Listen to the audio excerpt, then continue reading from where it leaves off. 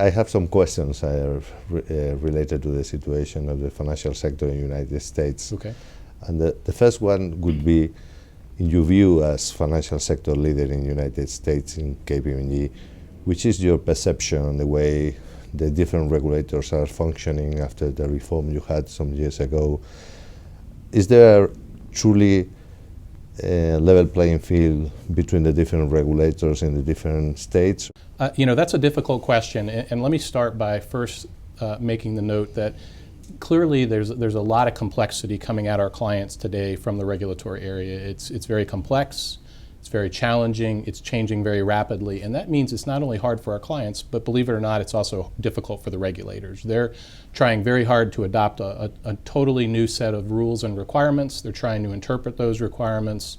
They're trying to make sure their examination teams are well equipped to do it. You have teams across the country. As you know, the Fed in and of itself has 12 individual Fed banks with their own teams and their own protocols within those teams.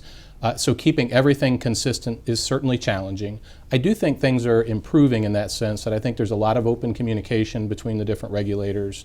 I think they're working very hard to make sure they are coordinated and joined up. But nonetheless, there's still going to be a lot of challenges for our clients as they rapidly deal with the issues. I was remembering a couple of weeks ago how the last number of our evolving banking regulation was about the idea of, the time of new regulation has probably passed, and this is the time for implementation, and I would add also for application. And how do you see the application of this new regulation in the different frameworks, and in particular, are you seeing important differences between what you are seeing here in Europe and what you see in US? As you said, we in theory are done with the new implementation or the new passage of new rules, and now we're trying to implement and execute. But in the US, as you know, we're still passing new laws. There's a number of things that came out of the Dodd Frank Act that still haven't been enacted into law yet in the US.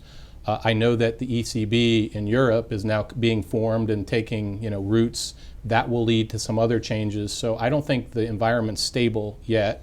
I think that there's still going to be a lot of change. And as we've also spoken about, the change not only comes from the new laws and regulations, but from the way those laws and regulations are being interpreted by regulators, the examination teams, our clients.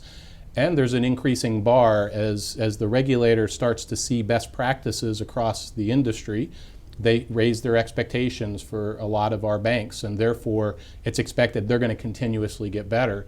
I think that's the challenge that our clients face into, regardless of whether it's in Europe or in the US or in Asia. And related to this new agenda on the supervision, one of the main issues, or at least one of the ones that is really challenging the entities, is the one that is related to the corporate governance.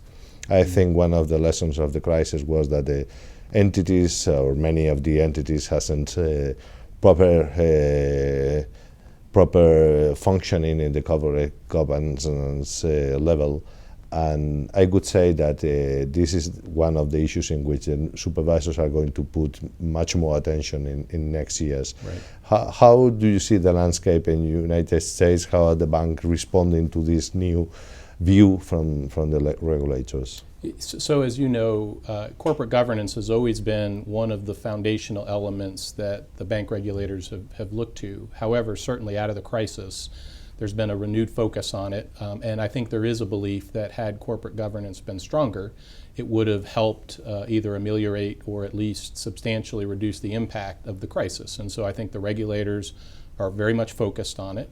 I think that poses a number of challenges for organizations, and it's not one size fits all because it depends on the style and the nature of governance in the US today.